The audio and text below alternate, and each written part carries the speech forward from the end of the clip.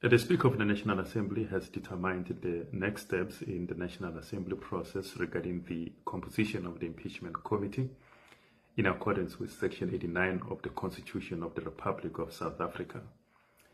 Given that the impeachment committee process constitutes uncharted procedural terrain for Parliament, the Speaker this morning engaged the National Assembly Chief Whips Forum,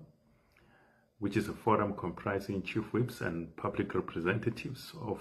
political parties represented in the Assembly, regarding the determination for the composition of the committee. Following these engagements, the political parties will today be requested by the Speaker to submit the names of members who will serve on the committee to the National Assembly Secretariat by the close of business on Friday, the 22nd of May 2026. In determining the composition of the impeachment committee, the Speaker considered not only the constitutional principle of proportional representation,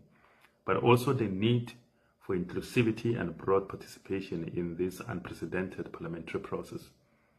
Accordingly, the determination seeks to balance traditional proportional representation with a measure of inclusivity so as to ensure that smaller political parties, which may otherwise not be accommodated through a strict mathematical application of proportional representation, are also afforded representation and participation in the committee's work. Accordingly, the committee will be composed of 31 members drawn from 16 political parties represented in the National Assembly, constituted as follows: ANC 9, DA 5, MKP 3, EFF 2, and the rest of political parties represented in the National Assembly will each have one representative.